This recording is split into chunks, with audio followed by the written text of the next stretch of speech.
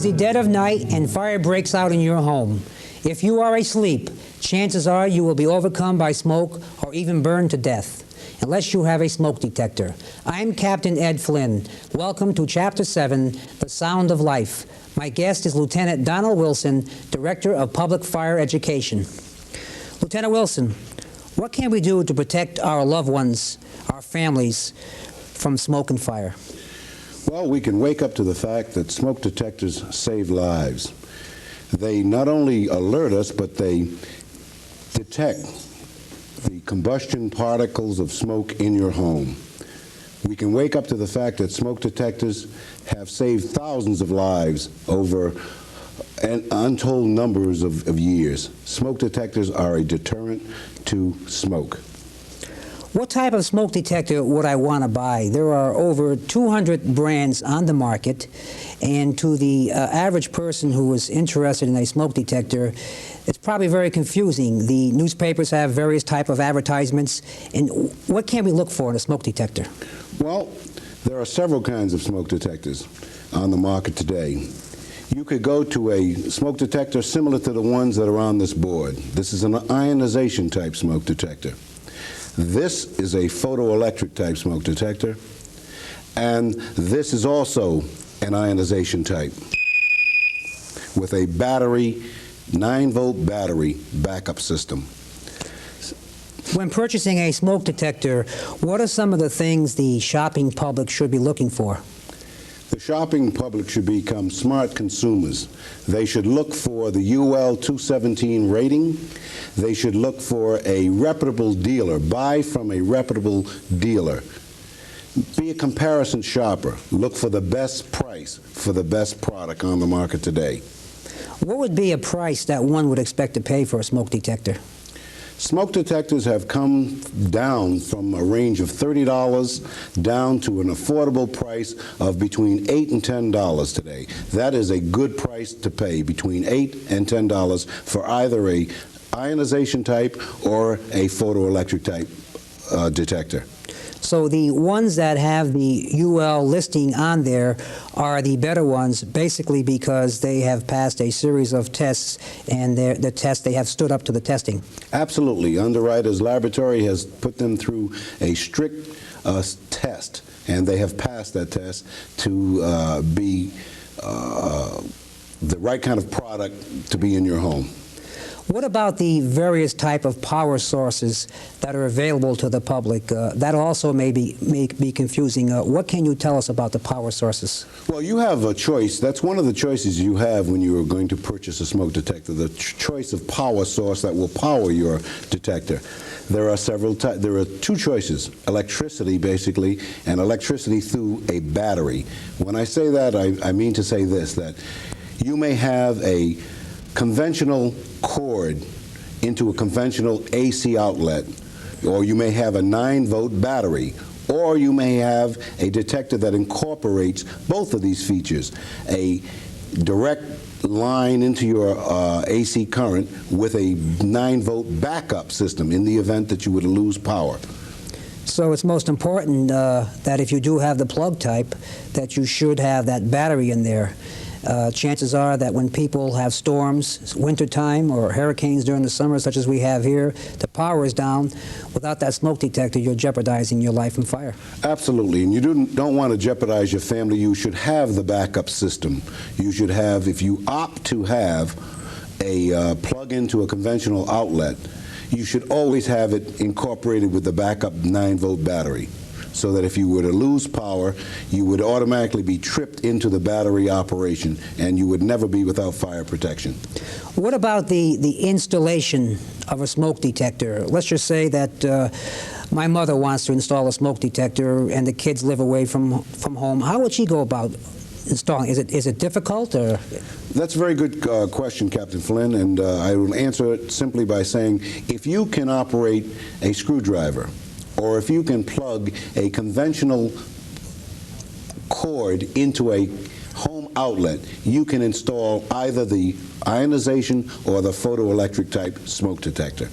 What about a hard wire installation? What would you recommend for someone who would purchase a hard wire type smoke detector? How would they go about putting it into operation? The hard wire installation would be only done by a certified electrician. It is tied directly into your house current and can only be done by an electrician properly.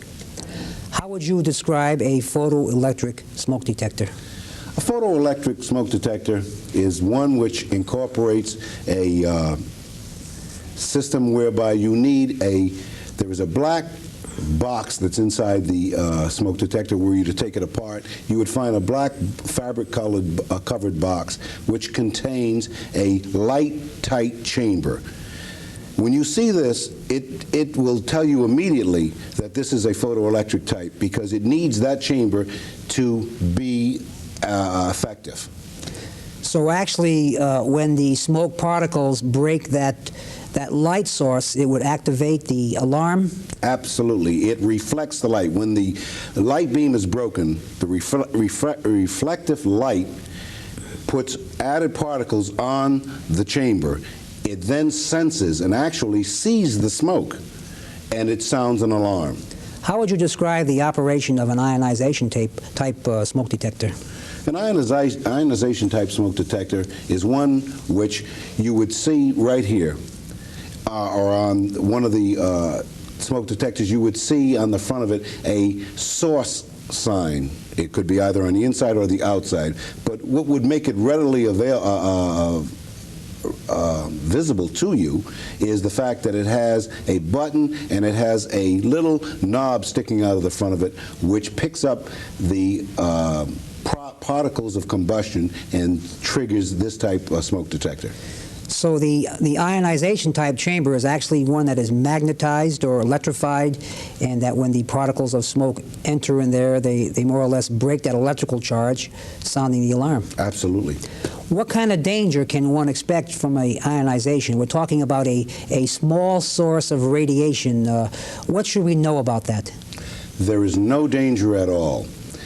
According to the Nuclear Regulatory Commission, the amount of radiation received from an ionization type smoke detector is equivalent to or far less than the amount you would receive from an ordinary television set and far less than you receive from the rays of the sun daily.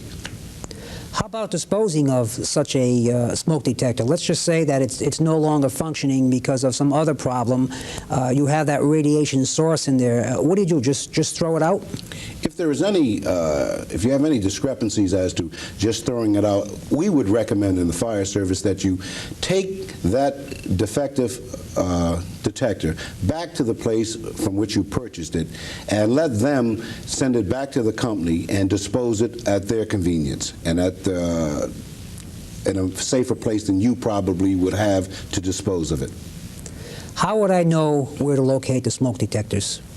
There is a concept in most homes that dictates that you would separate the living area from the bedrooms area. The reason being that most fires will occur at night and will occur in the living spaces. If there is a detector separating the living area from the sleeping areas, this will afford you and your family the time necessary to be awakened and to leave the home without being involved in any serious fire. How about when the bedrooms are located on opposite ends of the home? What do we have to do then? If the bedrooms are remote of each other on two different ends of the home, you will definitely need 2 or more smoke detectors to protect each of these areas, separate from one another.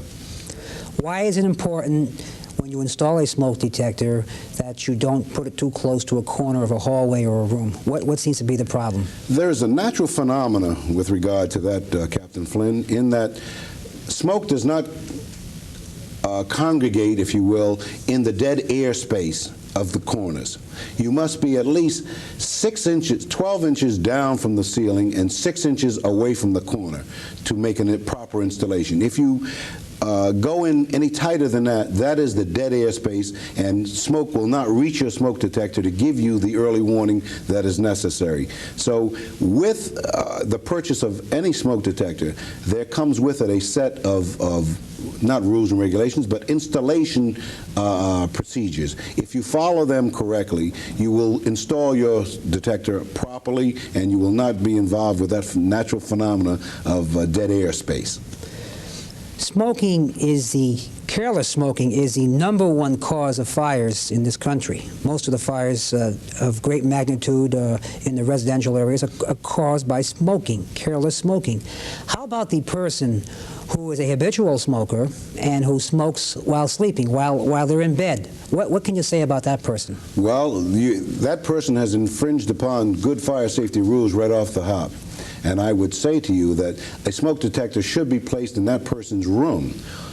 That's not a normal installation, because the normal installation would dictate to us that you would have the smoke detector outside the room, assuming that the smoke would be coming in that direction. You'd like the early warning.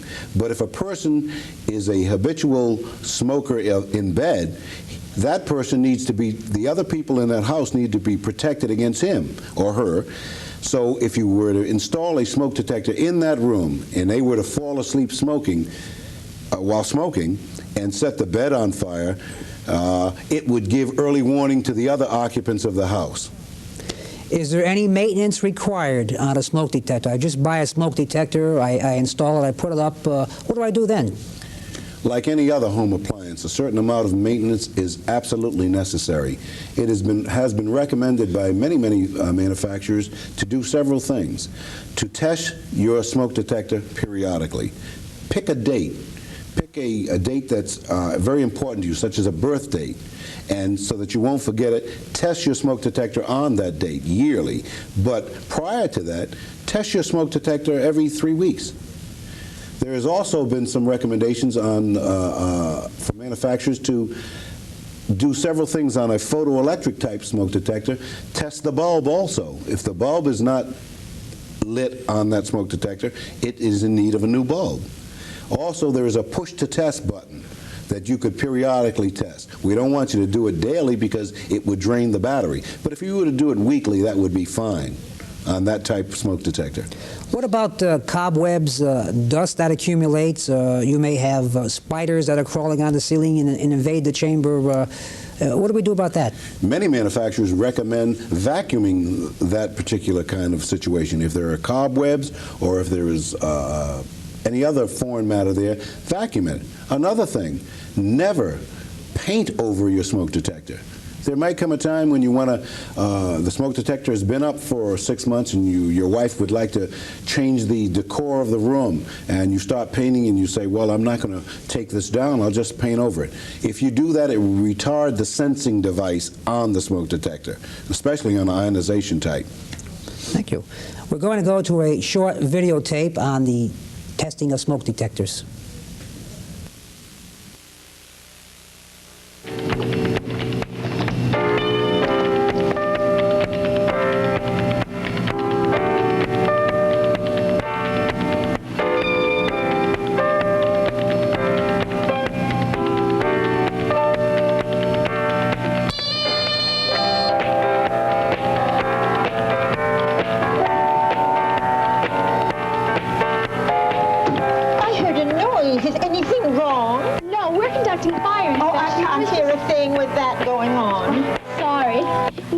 A fire inspection. Do you have any smoke detectors? Why, I certainly do. Everybody should have smoke detectors. Won't you come in? Thank you. And come right over here and I'll show you where it is. See? There it is. Right up there. I had the superintendent put it in for me, and that will give me a little extra time in case we should have a fire. That's right. Have you tested it lately? Tested? Oh, are we supposed to? Yes, you should test the battery about once a month by pushing that button there at the front. And I'll show you a way to do the whole thing. Oh, here's an ashtray. Do you think that you could light the smoke for me and I'll show you how it works? Oh, yes, surely, dear. Yeah? Just light it right over the ashtray. Okay. There we are. And then we blow it out. You see? Smoke smoke. Oh. It's not working. What? It's practically brand new. Well, maybe the battery's dead. Let's just check this out. Why, there's no battery at all. Oh, I must have forgotten. I'll go right out and get one now, dear. Well, until you do, use this one. Oh. You shouldn't be without fire protection. Oh, really, dear, you didn't have to do that. Well, no problem. I can get batteries anytime. See, it's working. Now you just test this battery once a month and everything... What's that noise, Edna? Is there anything wrong? Oh, no, Louise. This young lady is showing me how to test my smoke detector. You'd better have yours tested, too. I guess I'd better. I'll do it right now. We'll be back with Lieutenant Wilson right after this message.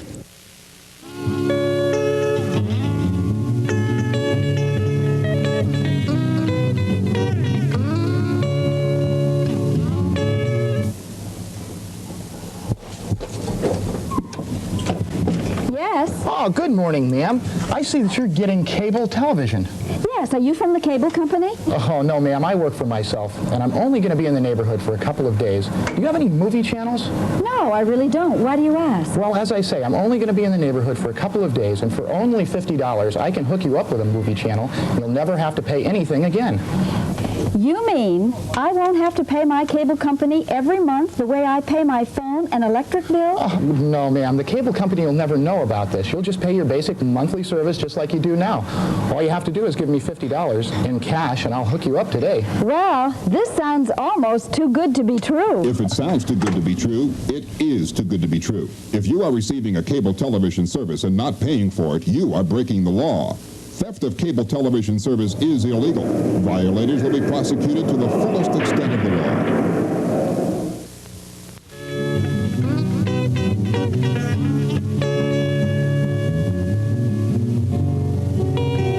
We're back with Lieutenant Wilson, and the subject tonight is smoke detectors. What are some of the fail-safe devices on smoke detectors today? Well, there are several different fail-safe devices, depending on the smoke detector. If we're talking about a photoelectric type, there is a locking device that goes onto the plug that plugs into your household receptacle. If we're talking about a battery type, there is on some different models a flag that would pop out to tell you that the battery is low. And on other battery type smoke detectors, you would get a intermitting beep, beep, beep, and you would know that the battery needs replacing, because this would happen when there is no particles of combustion anywhere, and this would tell you that it is now time to change that battery. One of the things is that when people go on vacation, it's possible that you have had that intermittent beeping and they would not be aware of it, so when they return, if they do not check their smoke detector, they can end up with an inoperative smoke detector. Well, Captain, that throws us right back to the question about maintenance. Does your smoke detector need a certain amount of maintenance? You certainly have to maintain that like any other appliance. When you come off a vacation and you were to uncover your furniture because you've covered it from dust, you certainly would have to do a similar thing with a smoke detector. You would have to go and test it. And if you did that, you would know that whether or not it was working adequately. Okay, we have smoke detectors in our house. We're all set with smoke detectors. What do? What happens next? Is there something else we should know? Yes, there is. Smoke detectors will do one thing for you. They will give you an alert and give you time for you and your family to evacuate the home. The next thing is up to you. You must have an alternative plan of evacuation. Edith, exit drill in the home, is the next phase of the program. Can you tell us something about Edith? Yes, I can. Edith is a plan whereby you have the smoke detectors. You now get an alarm. What do? How do you get out? Where's your family? You as parents are in one bedroom, your children may be in another. How do you get out of the home?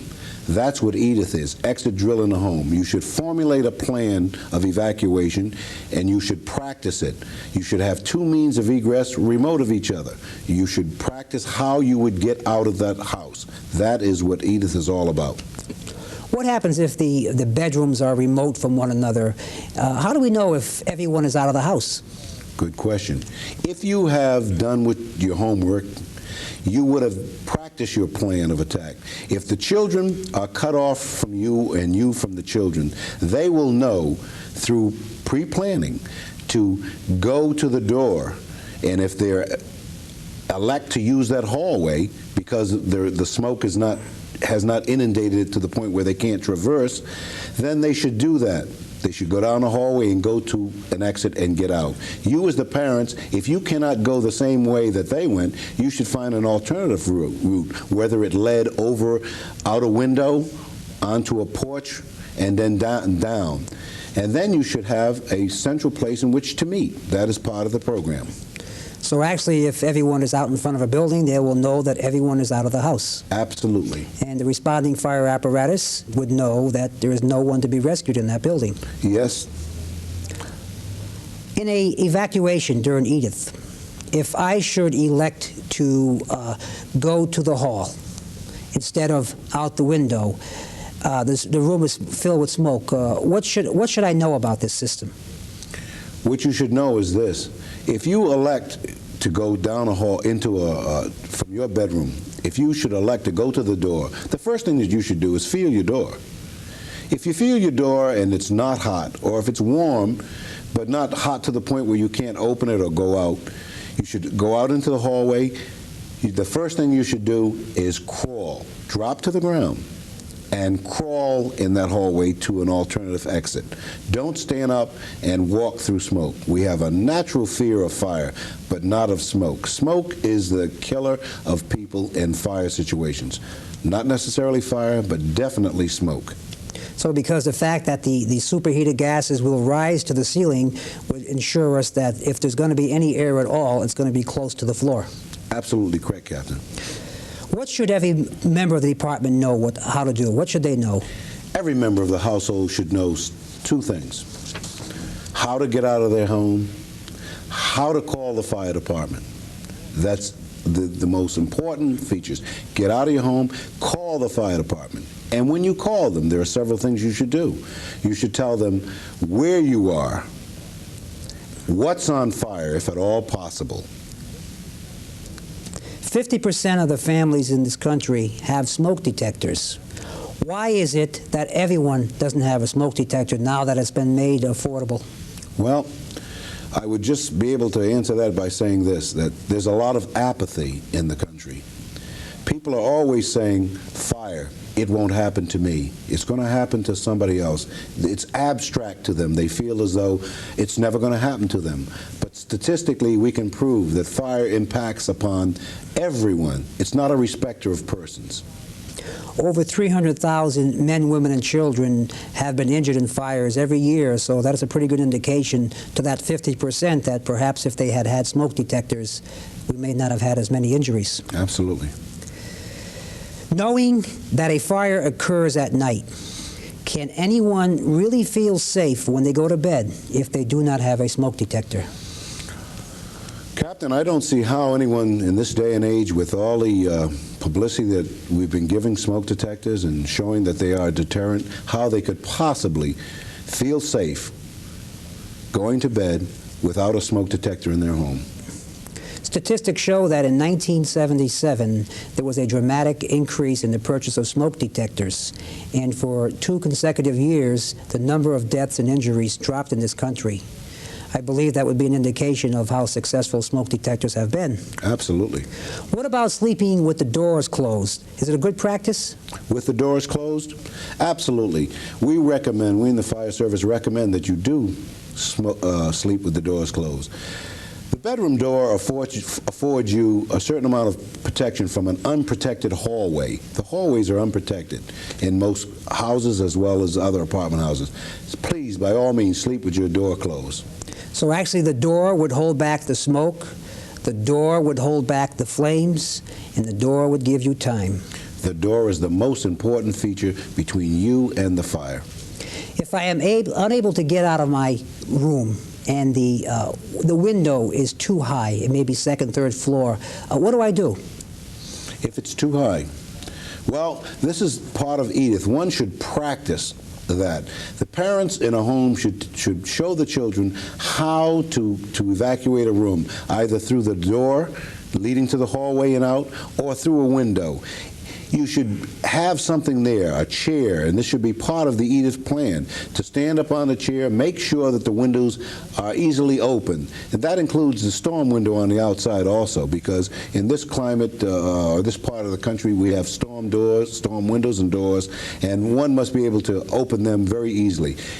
If you're on the first floor and you're able to get out, by all means, a child should go right out. Sum this up, Lieutenant Wilson. You say we should buy a smoke detector. We should install the smoke detector properly. We should maintain the smoke detector. And we should have an exit drill in the home. It is said that a smoke detector is the gift of life. What would you advise the citizens of New Haven?